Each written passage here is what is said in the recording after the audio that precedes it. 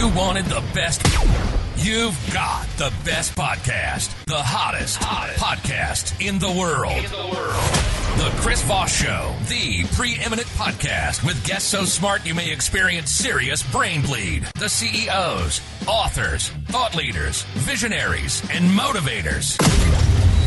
Get ready. Strap yourself in. Keep your hands, arms, and legs inside the vehicle at all times, because you're about to go on a monster education roller coaster with your brain. Now, here's your host, Chris Voss. Hi, folks. Chris Voss here from thechrisvossshow.com, thechrisvossshow.com. Hey, welcome to another episode of our podcast. We certainly appreciate you guys tuning in. As always, refer the show to your family, friends, and relatives. Remember, the Chris Voss Show is the family that loves you, but does not judge you, at least not harshly as your family does. I mean, we all, your mom is still trying to decide if she loves you or not, but we've all been there, haven't we? Anyway, folks, go to youtube.com/Chris Voss. Go to goodreads.com/Chris Voss. Go to all those places on the internet that we are, the big LinkedIn group of 130,000 people. Subscribe to that. Big LinkedIn newsletter. All the things we're doing on LinkedIn. LinkedIn is really a great place. And then we're getting real popular on TikTok, or we're trying to be. So check out what's going on over there. It should be pretty interesting. We've got Ambassador Sunland on the show next week. He was the UN ambassador, he was the EU ambassador. We're going to have him on a Tuesday. So be sure and check out that show. It's going to be pretty explosive with his amazing books that he has. You may have seen him on TV during the impeachment hearings. He had some things to say, but he's got a tell-all book. And so we like tell-all books, so he's going to be on the show, so check that out, and some of the other amazing guests we have next week. Today, we have an amazing author on the show. She's the author of the new book that just came out, October 25th, 2022. Holy crap. We're almost to November. It's like next week. I was scheduling the show and I'm like, November? What? We've even had authors on that you guys will see here coming up that have books coming out in January of 2023. That's where we're at, boys. Anyway, guys, October 25th, 2022, her new book is out, Your DNA, Your Life. C. McDermott is on the show with us today. She's going to be talking about her amazing new book and insights in her coaching business and all the stuff that she does. She holds a doctorate in philosophy in integrative nutrition. She is the founder of C. McDermott, LLC, has a precision wellness practice. She is a certified holistic coach. Let me redo that. She is a certified holistic health and nutrition practitioner, behavior change specialist, a certified personal trainer, cognitive health specialist, epigenetic specialist, Leany yoga teacher, herbalist, meditation teacher. Help me with this one. Reiki master? Reiki master. Clearly, I need to learn a few things today. We will. That's why she's here. Reiki master teacher, writer, wife, and mom to two young boys. I know how to pronounce two young boys, and writer mom. So there you go. She lives in New Jersey, spends her time learning, cooking, traveling, volunteering, teaching, and guiding others to find their flow for enhanced human experience through optimized wellness. Now, wellness is always good. I've heard about that. I heard it's pretty good. You can find out more about her work at cmcdermott.com. In fact, I was going to ask you for that plug. Welcome to the show, C. How are you? I'm great. Thanks so much for having me. There you go. And boy, you've got some big names there in the bio. So pretty cool. Is C. McDermott the best place for people to find you? Yeah, cmcdermott.com. And there'll be a link on the Chris Voss Show, but let me give you the readout here so people can do it if they're listening there at home. C as in Charles, EEMCDERMOTT, cmcdermott.com. So welcome to the show, C. How are you? I'm great. Thanks for having me. Awesome sauce. I may have asked that twice, but I just wanted to make sure. So I'm extra good, though. Yeah, we just wanted to make sure you were extra good because the extra is what matters. So welcome to the show. Congratulations on the new book. Tell us a little bit of overview of who you are, what you do, and then we'll talk about the book a bit. Yeah, so I am a precision wellness practitioner. So I kind of fill in the gaps where people might have questions about wellness and longevity that might not be found in the traditional medical system that we use currently.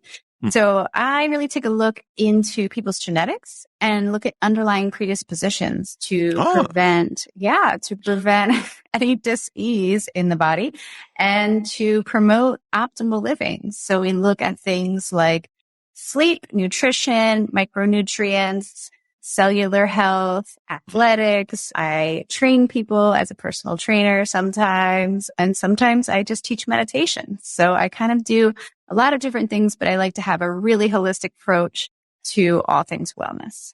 Yeah, eating well, being well, nutrition, all that sort of good stuff is really important because, I found that out kind of the hard way later in life, but I've learned that, eating well and being well, what's a pound of wealth or a health is worth a pound of cure or something. I don't know. Clearly, I don't know if you've seen me lately, but no. So you get into people, how do you look at their DNA? How do you get a deep dive at that? Yeah. So it's actually just a little swab in the cheek, and I send it off to a lab. And unlike a lot of direct to consumer products, all of your DNA data and everything is super secure and it's not for sale, and it's owned by you when you work with me, which is key in the industry of privacy and concerns. But yeah, and that way you can delete your data when you're through looking at it and interpreting it. But I just look at that. I look at 750,000 single nucleotide polymorphisms to see where you have underlying genetic predispositions that we can up or down regulate, because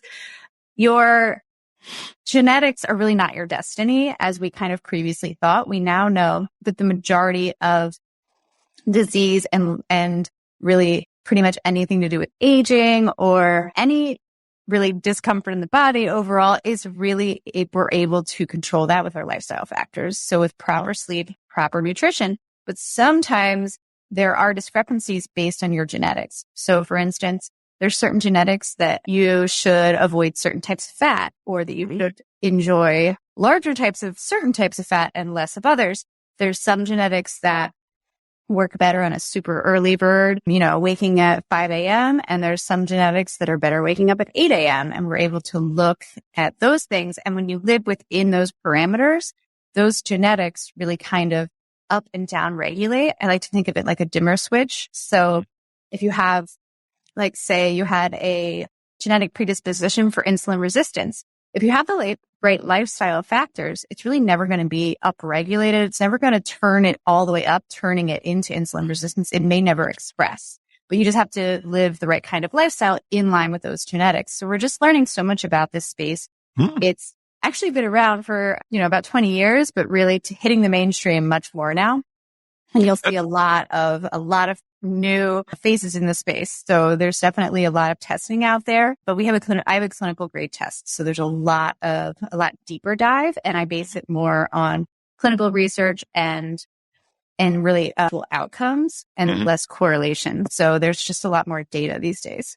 Is that maybe why people that are overweight have overweight kids, or is it because maybe there's that insulin resistance predisposition in their DNA, or is it just because they're just eating the same sort of diet? So it's a little of both. They might have pre-existing conditions in like a predisposition in their DNA that they pass on to their children. And then there's something also called the transgenerational epigenetics that's kind of a little bit different, but similar, essentially, that we pass on those very quick, almost like evolution is taking a shortcut. And really there's a few studies that show how this takes place. But what happens is, essentially, if you turn up the genes, say for eating, like needing a ton of calories, right? There was a famous study where children were born during a famine. The mothers were pregnant during a famine. So their genes were turned down. So they needed to have very few calories so they could survive. But then when the babies were born and they were no longer in a famine, they actually became very overweight because the genetics returned to this state that they didn't need that many calories. And then when they were fed a regular diet, they ended up overweight. So that's more the transgenerational route, but we also inherit a lot of lifestyle from our parents, right? Or whoever raises us. So when we're in that space, you have not only habits, but physical lifestyle factors. Like if your parents work out a lot, you probably grew up in a household where that was normal, and you might have picked up that habit yourself. If you had a more sedentary lifestyle in your household, or you ate a lot of convenience foods, you might do that as an adult. And so we've always thought, well, it must be my genetics, but perhaps it's actually more based on lifestyle. Wow. So is it possible, because I'm pretty sure about this, I'm almost 100% sure, but is it possible that my genetics are predisposed to where I need 8 hours of sleep a day, I need to be able to stay up all night like a vampire, and I need to have a subsistence that survives on tacos? Well, you could definitely have the predisposition to need more or less sleep, but the general human, I don't know about vampires because I don't see their DNA, but humans need somewhere between 7.5 and 9 hours of sleep is kind of the sweet spot. But we are able to see if you need kind of on that lower end or on the higher end of that. Most definitely. What about the tacos thing? Tacos, well, I mean, it depends. If you're talking beef tacos, some people really thrive on a high protein diet. So yes, we could probably determine that. I'm just not sure what the toppings would look like. Does Taco Bell qualify? Asking for a friend. No. I'm not even sure there's real meat in there. Yeah, and that's considered that food. No offense to anyone that eats tacos from Taco Bell. We're talking. I have a few friends that are big Taco Bell. That's okay. They're in the bathroom right now. They did. Probably for half the day. So we just lost Taco Bell as a sponsor. Oops, pretty sure we lost them. No, this is one thing I had to learn when I lost weight and I started intermittent fasting was learning better nutrition, and I became veganish. I use that term loosely. So for all the vegan Nazis out there who are like there's I think there's 5 million variations of veganism. So I always thought that, starting to eat plants was kind of veganish. And I joined some veganish groups and was thereby crucified by not using the right thing for it. But no, I found that, eating food that is nutritious, that has nutrients. In fact, McDonald's doesn't, it has stuff that can nourish your body and give you vitamins and everything else. I eat a salad every day of spinach. So I make sure that I do that. And it feels really good. If I don't have my spinach salad every day, I kind of feel off. And so people have to learn this sort of stuff. But let's touch on your book and stuff. The new book that's out, that just came out this week, Your DNA, Your Life. What motivated you on to write this and get the book out? Yeah. So I guess I just kind of get the same question from everyone that kind of knows what I do. And it's really just a foundational information. There are a lot of reference to genetics in it. There's a brief overview of how it works, just so that people can have an idea of what we're really looking at. But then I just kind of take a deeper dive into sleep, and I say movement because that can look like different. Fitness can look different to everyone. So whether that's, just moving your body intuitively, or if that's like Olympic weightlifting, anything in between, movement is good, right? So whatever works best in your body. And then I just include nourishment as everything that we've kind of put in and around our bodies. So that includes obviously the food you eat, but even the relationships you have and the environment you're in, as far as, the air you breathe and the media that you consume.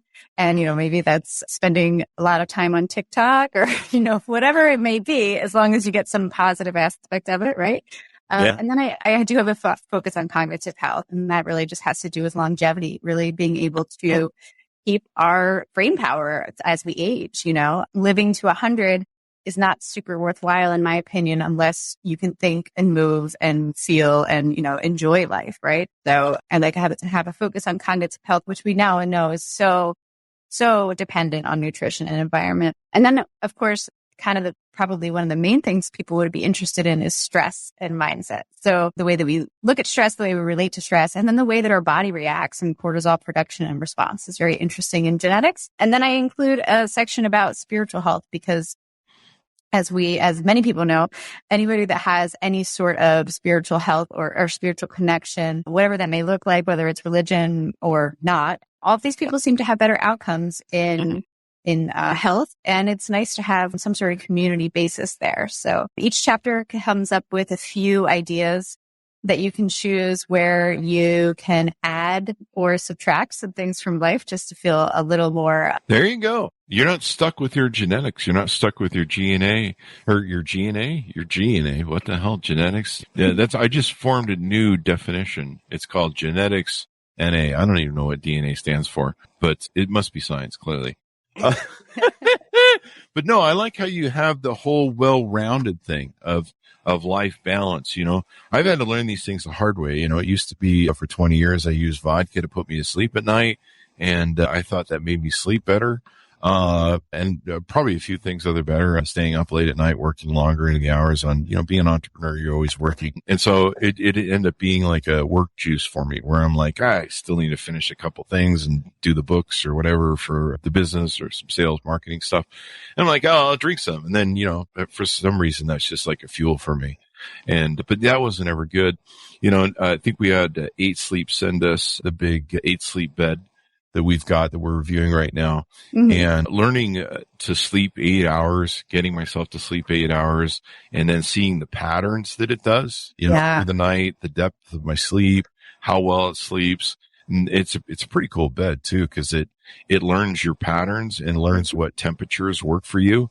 And it keeps you at just the optimal temperature to get the best sleep. And I don't think I've gotten a better sleep in my life. And of course, getting rid of the vodka too helped.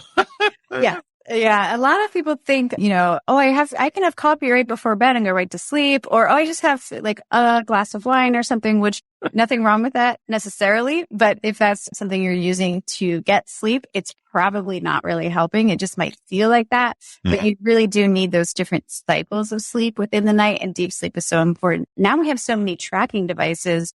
It can be overload of data sometimes if people get really obsessed with it, but it's really nice to take a look every now and then, at least check in with the body and see how it actually feels in your body too. If you wear a watch to bed or an Oura ring or something like that, you're really able to see. Now, they're not like wildly accurate yet. I think like the technology will definitely get there.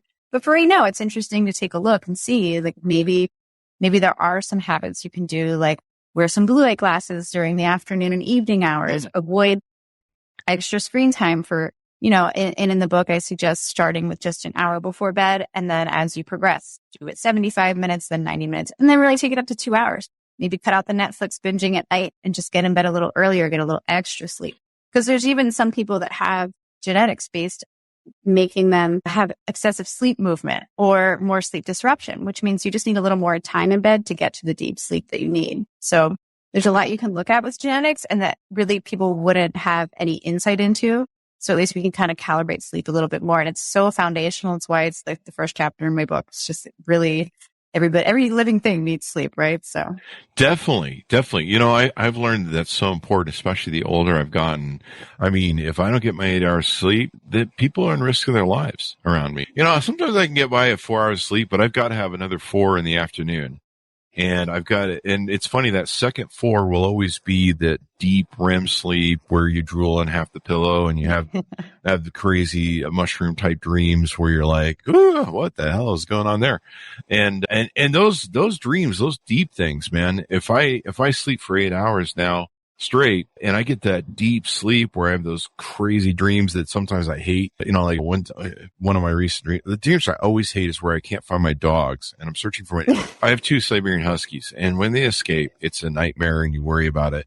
And so I'll have these dreams where they've escaped and I'm just spending, hours searching for them, worrying about it. It's the horriblest nightmares ever, but it doesn't happen often. But those deep, like really visually and experientially things, those are actually the times I get my best rest, except from those nightmares chasing my dogs.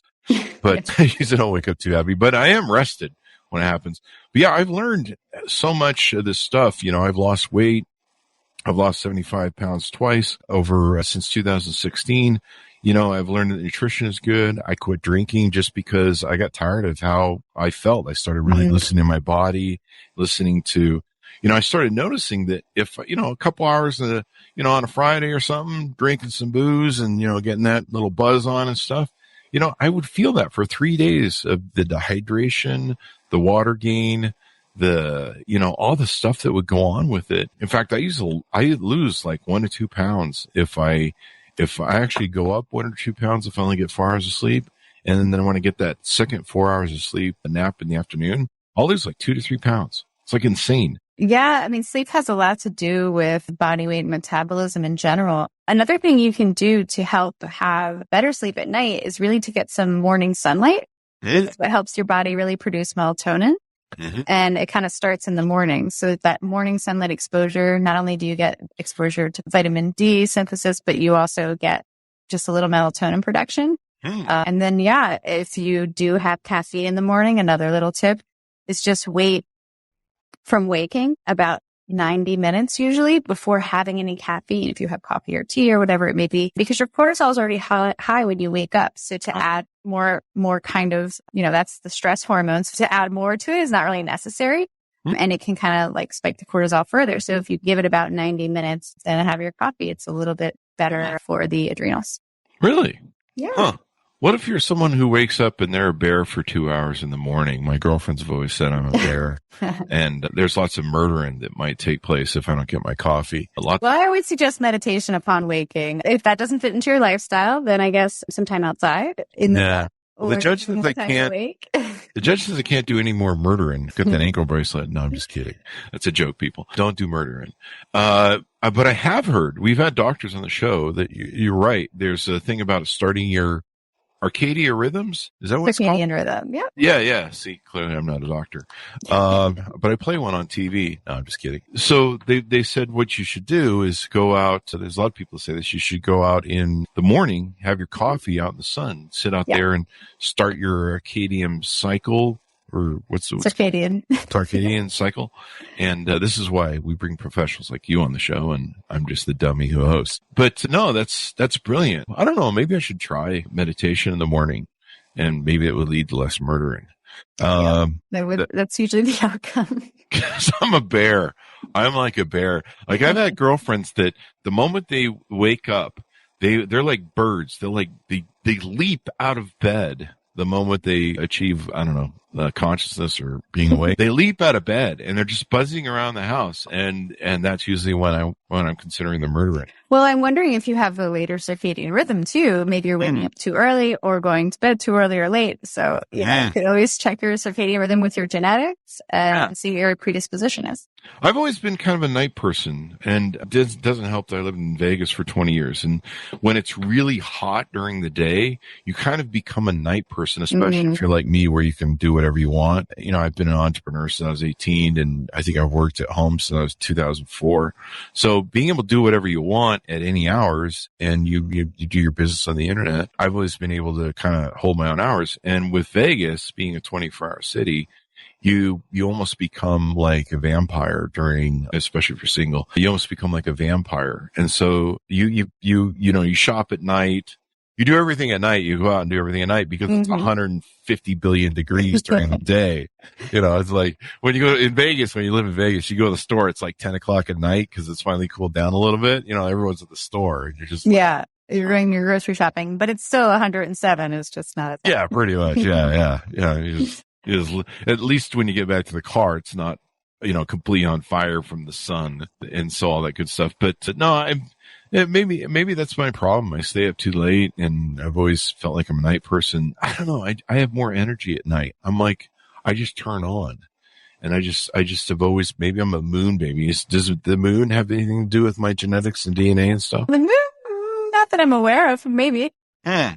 I don't know. Maybe I'm just a werewolf and we need to check my DNA. So you do coaching. Let's talk about your coaching business as well.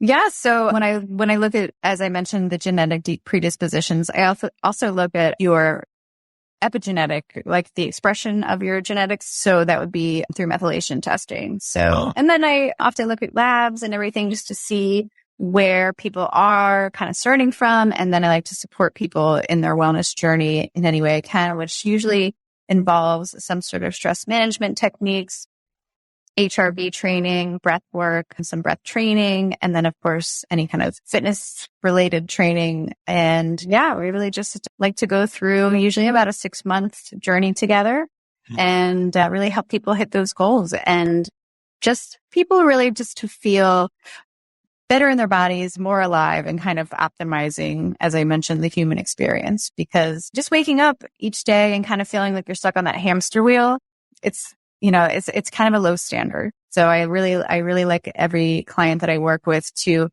really shoot for really big goals and be able to attain them. And it's totally attainable. You're not stuck in this rut of, well, this is what my genetics have handed me, or my whole family experienced this. You can kind of break that cycle, right? And we know so many stories like this, right? Like where someone was thought that they were kind of destined for this one road, and then they were able to really just make big radical shifts and just live a much better life than they had maybe ever expected. There you go. Do you work with both men and women, I guess? I do. Mm-hmm. There you go. I can testify to this because eating better, eating food that's nutrient rich, and kind of, I know people aren't like big on plants, but if you learn to cook them right, if you learn to prepare them right, we kind of eat for taste and stuff. And so if you learn to prepare it right, your body thanks you. Your body's like, thank you very much for. Yeah. And once you have really kind of weaned yourself from the standard American diet, which is just so kind of fraught with like those quick hits of sugar and salt and fat that we know are kind of scientifically calibrated to make us crave them. Once you kind of remove that from your lifestyle, then you can actually kind of get more of a taste for real foods, like real foods that were put here for a reason for us to enjoy. And you mentioned being vegan, but I think a lot of people really just embrace the term plant-based. Like, I really like to eat a lot of plant foods, but I also eat animal foods if I want, if that works for me, or whatever that lifestyle looks like. There's definitely a lot of hardcore vegans out there, and there's some hardcore carnivore. And now, we have like the actual carnivore diet where you truly just eat meat, but you don't have to follow any one thing because it's just not one size fits all. Like, just because your friend did a ketogenic diet and they had great results, that may have just happened to be in line with their genetics, but that might not work for you. Whereas maybe the ketogenic diet is perfect for you and your genetics, and you'll find that it works great. So having that information really just kind of narrows down the choices, right? So there's just so much noise out there, particularly in the wellness space, where it's like you can go like on TikTok or Instagram, you're going to find like, do this, do that. It's the best diet ever. And, the diet industry is fraught with kind of like, like distrust and just kind of, it kind of benefits people to like bring you in and out of the cycle, right? Just to keep paying. But instead, we just kind of narrow that focus, like, hey, what works? Not only your genetics, but what works in your lifestyle? Because I can maybe say, hey, listen, you should probably follow a more plant-based diet, but somebody says, I'm never going to do that. Then we have to find something that works for them, right? Because they still have to enjoy their life. And they're not going to enjoy it if they're not feeling well, but they're also not going to enjoy it if they're so stringent about what they eat and what they do that they're just not enjoying themselves, right? That's what we're here to do, is feel good, enjoy ourselves. Like, Wait, we're supposed to enjoy this? Yeah, it's supposed to be fun. Wait, note to self. It should be fun. No, it should be. One thing I learned, you talk about how you help vary with your coaching, the diets that apply to their lifestyle. That's a really important factor. One thing I learned from Penn Jillette, in fact, we're talking with Penn Jillette about coming on the show for his new book, but he put out a book, Presto, that changed my life and made me lose my first 75 pounds. And one of the rules he had, which I believe came from Cray, and I'm also friends with Cray, that he cites in the book, is if it's in your house, it's in your mouth. Mm-hmm. And so, we all do that negotiation with ourselves at the store where we're like, well, I'll buy the 12-pack of Mountain Dew, but I only have like one can a day or maybe once a week, Then you go buy the 12-pack of Mountain Dew. Right. And the availability makes a big difference. In fact, there is one thing we look at. We actually have something. There are a lot of SNPs in genetics that look at snacking propensity and propensity for sweets, depending on how you perceive sweets with your taste buds. And there's a genetic propensity for that. So there's actually some of the information is based on one specific study, and it's a pretty big study. And they essentially said, well, these are the people that if there was sweets or snacks around, they would eat them. And then there's this other group of people that were like, I'm never going to eat those. And it just wouldn't bother me. You could have Oreos in the house and they'd never touch them. And then there's a third group. And they're the people that are really just kind of have a predisposition to sweet addiction. And they'll be like, there's no ice cream in the house, but I will get in my car, I'll drive 10 minutes to the store and I'll go pick it up and go home and eat it.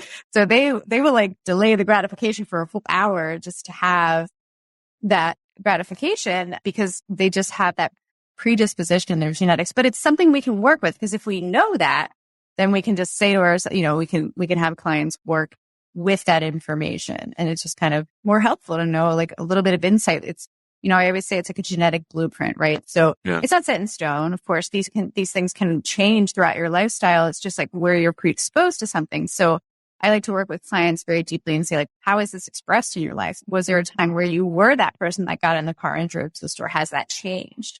And how can we prevent that from happening in the future? See, I'm really lazy and I hate to go to the store. A lot of people say, well, I would never do that. But there's some people that are genetically wired to say, I'm going to get in the car and I'm going to go get some ice cream. I do the foraging for tacos sometimes that way, where I'm just like, fuck it, I'm getting tacos or In-N-Out Burger, which is like a once a month thing. But my friends on Facebook, I shared my journey with them and used them as the accountability tool. Or every day I was posting my win. And so they would know if I had cheated or gone to In-N-Out the day before. And I'm single, so I live alone. I've got my two huskies. And so it's very easy for me to have that. If it's in your house, it's in your mouth policy where you just don't buy it. You just don't bring it home. But, the one thing my friends, let me know that are married, that have kids and stuff. If one of them's the food preparer, the cooker, they may be on a certain diet, but, the kids might not be, the kids might want some Twizzlers or, soda or whatever you're feeding them, little monsters. And so it's harder because they have to have that stuff in the house. And, you're just like, well, I'll give, them a Twizzler and I'll take two for myself. Well, what's interesting too is I find most of my clients that have kids, really the whole family benefits because then, then the kids are eating a little healthier lifestyle too. I mean, because Twizzler's not a food group, right? We don't really need Twizzlers. We don't need Twizzlers. I mean, I think some people would argue like maybe chocolate's a food group. I know that's a popular one, but you could still have chocolate. Maybe this one with less additives, a little, dark chocolate has been proven to actually be healthy in moderation. So yeah, I think while I do like to find things that work in people's lifestyles, sometimes a radical shift is needed. And we do need to really remove candy from the house. We do need to kind of take out any of the, guesswork when it comes to like, what am I going to eat today? Like, let's make it meal delivery. Let's make it very planned out. And these are different strategies that people can find helpful. And then there's some people that are just like, oh yeah, no, that's super easy. And I'll throw that aside. I'll never do it again. And again, these are all based on how the neurotransmitters work in the body and really how the brain functions with certain people. And it really will depend. Asking for a friend, do you ever find when you do the DNA poll that there's people that need to eat pizza to survive?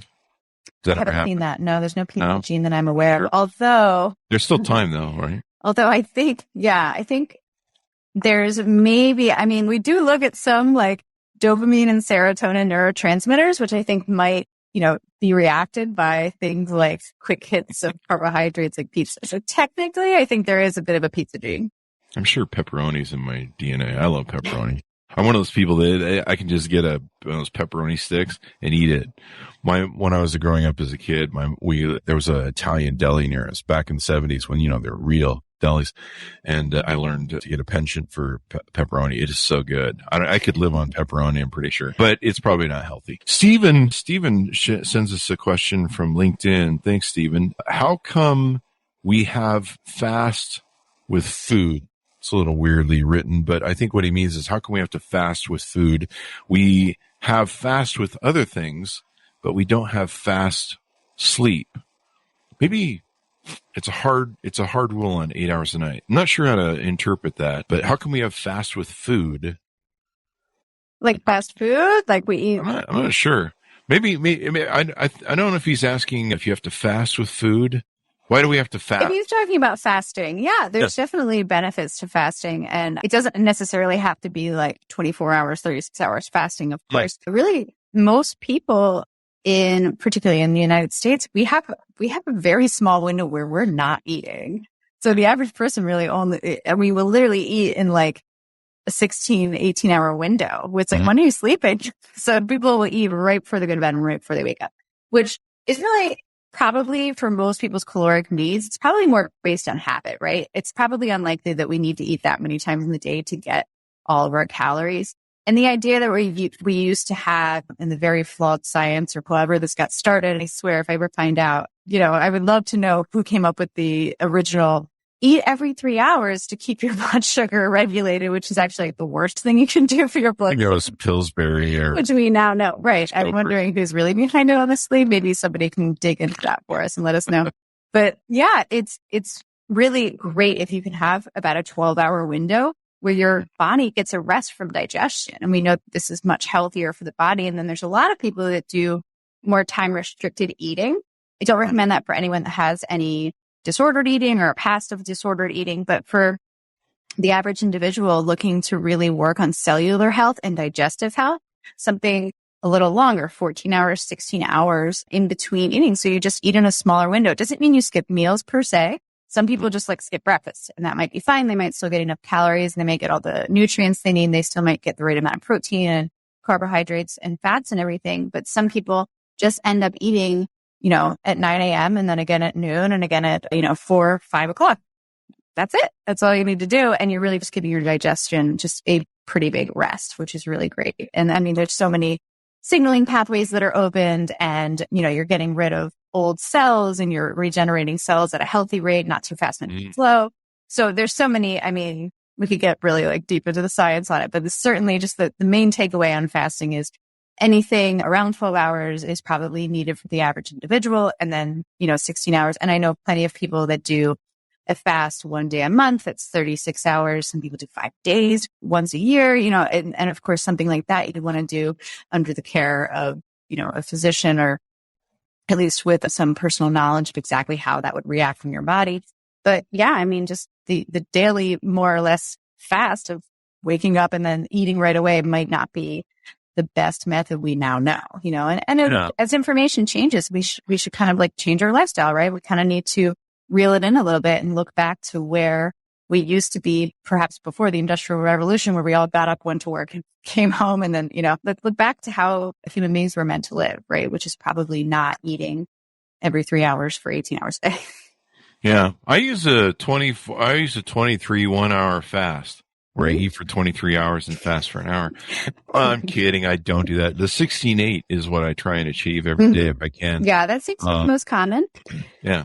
And it doesn't work for everybody, and it's not always the best for women. It's not, it's certainly not good if you're pregnant. So you really have to kind of be aware of where your health begins when you start it. And I would always, of course, I'm not a medical doctor, but I would always mention to somebody to consult with a physician before doing any very long fasting.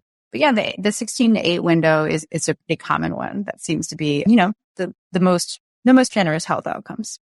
It's pretty easy to do, especially for someone like me who really lives on coffee now that I gave the vodka. And in fact, we had someone on the show who talked about how you can flip the model where you can eat in the morning and you just you do the 16 hours in a different place where you eat breakfast in the morning and maybe lunch, and then you just go the rest of the time and you get that sleep. So this seems to be working for a lot of people, really? In particular, some people really love breakfast, and they're like, I'm not giving up my breakfast food. They want, they want eggs, which is great because eggs are a really great source of high protein and they're really healthy for most people. But yeah, the morning, maybe there's now some evidence that perhaps getting a protein load in the morning is better. And some people find that they can sleep better at night if they're not like eating a huge meal and then going to sleep, even though you're like, oh, I'm so satisfied, I'm just going to sleep straight through a food coma, right? Like Thanksgiving evening. But every day of that, your body really, like when your body goes to sleep, if it's busy digesting, it's probably not doing a great job of either digestion or sleep, right? Yeah. But if your body is not digesting anything, then you can usually people find deeper sleep that way. You wake up in the middle of the night with that rock gut going on, and those tacos and things, eating tacos down. Yeah. Tacos are in there going, yeah, we went to Taco Bell, buddy. We're coming for you. Wait till tomorrow. Another write-in. This is kind of interesting. This is from about 20 minutes ago. So I think this was when we were talking about going out and getting rhythms in the sun for vitamin D. But he wrote, that's a Ben Franklin. He used to call them air baths. He would go outside not wearing any clothes, sitting there. Not sure I really wanted that image in my head of Ben Franklin with his bald head and weird hair. It's an old man. Well, I will say there's a lot of evidence that like Vedic science and Chinese medicine has done this for thousands of years, which with outside sun exposure and really direct like feet in the grass, like earthing, essentially what some people call, because like living in a high rise where you're never really connected to the earth. We're learning that might not be the best thing, at least as long as you come down to the earth, right? Take the elevator down in the morning. But just that outside time in the morning is great. And I think we're learning a lot about the science of circadian rhythms now, which is kind of funny because people did this for thousands of years before knowing the science, but people were also really in tune with their bodies at that time because they had to be. Yeah. They didn't have any science that would point to this direct correlation just yet. So a lot of those kind of more older traditions that people participated in, we can always like kind of learn something from it, right? And now we have science to back it. Definitely. Well. We wonder why we're so screwed up. We're putting on weight. We have vitamin D deficiencies, things of that nature. It used to be that we lived in that environment you talked about where, we were out in the sun. We were tilling the soil, going out and doing things. And now we live in this air conditioned environment where, we don't go see the sun. We don't pick up that natural vitamin D. My dogs go out every day and they lay in the sun, pick up their vitamin D. That's what they're doing out there. I have friends that be like, why do Siberians go out when it's freezing cold and lay in the sun? they're getting their vitamin D. And, well, even just being outdoors, something that's interesting is people will be like, oh, your eyes are really connected to your brain, but that's not really true. Your eyes are your brain. Oh, really? How about that? They're part of your brain that's kind of exposed to the outside.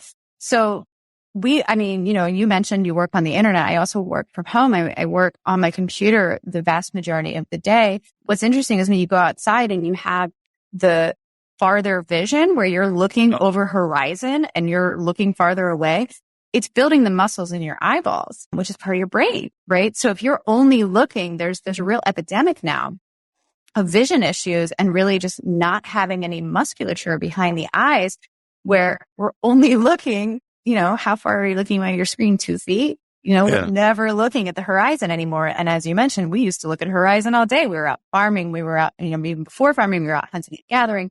Whatever that looks like, we'll never be totally certain, but we can be sure that people were outdoors and they were certainly looking at far distances, up close again and far away. And it's that variation that really trains the musculature of the eye, which again is the brain.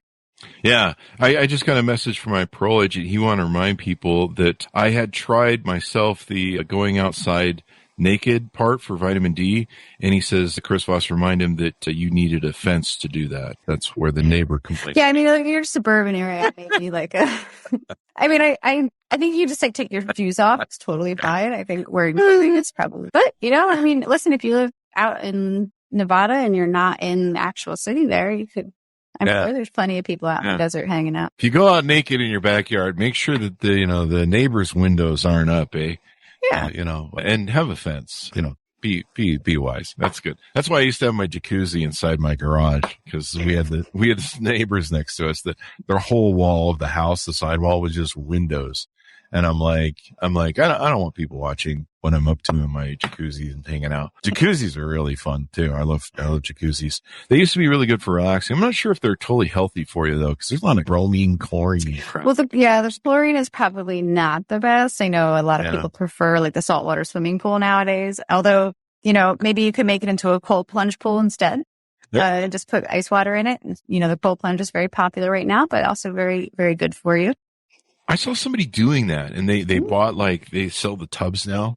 Oh yeah. And there's some local places that do the deep freeze thing that you can go to professional. The cryogenic therapy, sure. Have you ever tried that?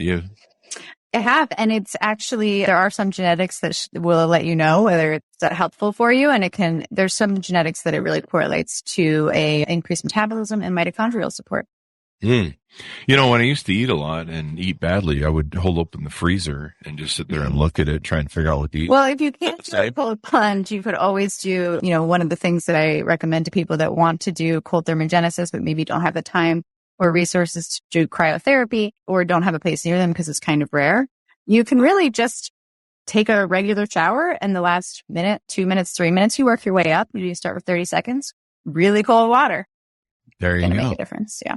There you go. Well, we've learned lots of wonderful things. To see anything more we need to know before we go out that you want to tease out about who you are, what you do, and how you do? Yeah, I'm actually working on a nervous system resilience course based on Kundalini yoga, meditation, and breath work. That's going to be starting in January. It's 3 months long, and it's a group online setting. And we'll be meeting once a week. And so we'll be doing some great yoga kriyas and meditations to really support nervous system resilience and really be able to kind of make sense of all of the information coming at us and have the body kind of react in an appropriate way instead of staying in that fight or flight, really just for more resilience and stress management. So that's coming in January and you can find it on my website. That's pretty brilliant. I like that because I don't think a lot of people realize they go in that fight or flight state when you read news. Yeah. You're like, holy crap, what's going on today? I'm on a news detox for about 10 months now, so I couldn't possibly. Good for you. I couldn't possibly love talk that. to you about it. I love that. That probably keeps the murdering down. I should probably take that up. Let me talk to my parole agent on that. I go, I went a real long way with the parole agent fence thing. That was like a real long way to set up a joke, but I don't know. I think it came out in the end. We'll see how it goes. We'll ask him. Anyway, guys, this has been wonderful, see, and people should really focus on this. I can testify to everything and second everything you said. The better nutrients, the better you treat your body, the better it's going to be. And the one piece of advice I give to everybody, don't wait like this dummy till you're like 45, 50 to start fixing. But it's never too late. It's never too late. That's true too. And my body thanks me a whole lot more. I sleep better. I eat those nutrients. Like I say, my body's kind of adjusted now where if I don't get that daily salad, it's like, we're not going to be happy with you today. And you're probably having just more fun in life, right? Pretty much. I mean, I still need to lose some weight. We're losing the weight, doing the fasting. Fasting really is interesting because with fasting, intermittent fasting, your brain's sharper. Oh, yeah. Like my focus is sharper. Big cognitive benefits from it. Yeah. Sure. I really love it. And you don't feel degraded. You can tell when you've eaten something, you just start listening to your body more. And it's interesting what your body tells you. And I'm glad you help people with that. Yeah. Give me your .com so people can find you on the interwebs. It's cmcdermott.com. There you go, guys. Brilliant discussion today. And seriously, people, look into more of this, get to know C better, find her on the interweb, order up the book. You can get it, Your DNA, Your Life by C. McDermott. Just came out October 25th, 22. Read it to be the first one on your block to say you got it. Recalibrate your DNA to move through life with grace, ease, and joy. It will make you happier. Trust me. You eat better, you live better, you sleep better. Sleep is like, I'm a bear, man. If I don't get my sleep, there's murdering that takes place. And that's why the parole agent keeps sending me messages. Anyway, thank you, C, for being on the show. We really appreciate it. Thank you so much. People are like, we should check and see how much murdering he's done. It's like a whole episode. Anyway, guys, so the jokes are always there. Don't do murdering. But we appreciate all my audience coming by. Thank you for the questions that came in from LinkedIn. There's always our wonderful people there on LinkedIn. Go see all the places there on LinkedIn, Twitter, Instagram, TikTok, all the places we are, the interwebs. Thanks for tuning in. Be good to each other. Stay safe. Don't do murdering. We'll see you next time. Became a murdering theme show.